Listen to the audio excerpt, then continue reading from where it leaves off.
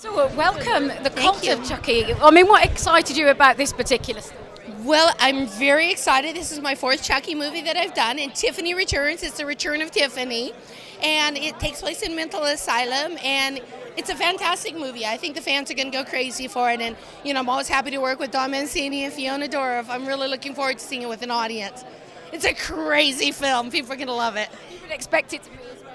Yes, of course. They're all crazy, but this one is particularly crazy. They wanted to make Chucky scary again, so yeah.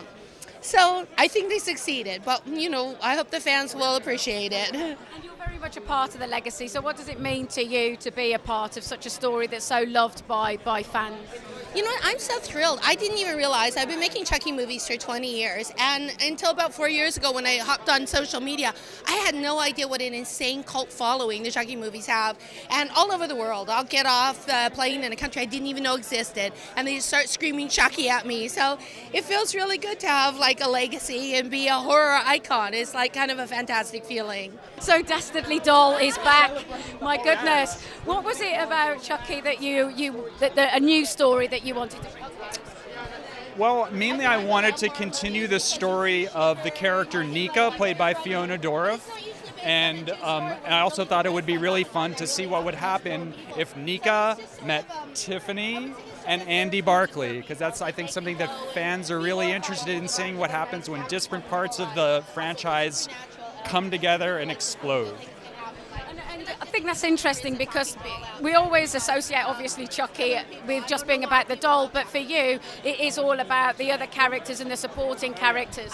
Yeah, we try to make it not just about a bunch of creative ways to kill people. Not that we don't do that too, because that's a big part of the job. But no, I'm really interested in the characters, and one of the interesting things about this movie is that it takes place in a mental hospital. So all of the different characters each has their own relationship to Chucky, which was really fun to write. Hi, Fiona Claire. Very pleased How's it to going? see you. Very well. How are you? I'm good. I'm happy to be here. I bet as well. I'm happy to be back in such a fantastic franchise. Yeah, I know. I love Chucky. Everyone loves Chucky. Except for when you're in character. Yeah, I know. Even though you never know. Have you seen the film? Not yet, no. See. So tell us, when you read the script, what was it about it, this particular story that you wanted to... That I got excited. So it's a continuation of my character. It's the second movie, so I've been involved kind of since the gestation of this. I don't know, when I read the rough draft, I just thought it was a lot of fun. I mean, Nika's taken to places that I think are surprising. That I was really excited to play. And this film is now set in a mental asylum, so how did that environment help inform your character and your portrayal? Oh, I'm very comfortable in mental asylums, it turns out. I needed very little preparation. I was great at it. And when you're playing alongside, we know we're in a world where so many digital effects seem to take precedent. What is it like for you as an actor having a puppet to actually react against? Much better than working with CGI, which I've done. Basically, Chucky is this mechanical octopus with a million tentacles of men in green suits. He's a diva. He gets all the takes. He takes a lot of time, get his hair done, his skin done, everything. So he's great. I mean, and he also kind of like the puppeteers play with him. So he walks around and he's a real entity on set. And he sounds like my dad, so there you go. Well, you are keeping it in the family. It's a proper family tradition, this.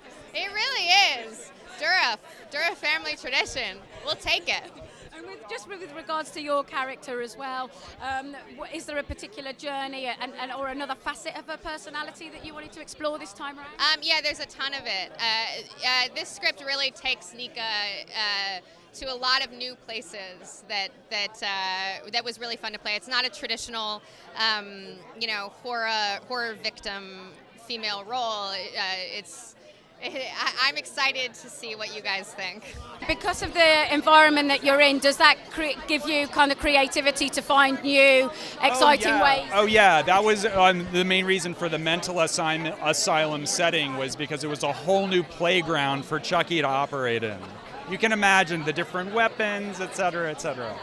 And obviously we're in a very different. It's so hot. I know it's boiling, isn't it? Sweating. I'm so sorry. Sorry, I'm sweating.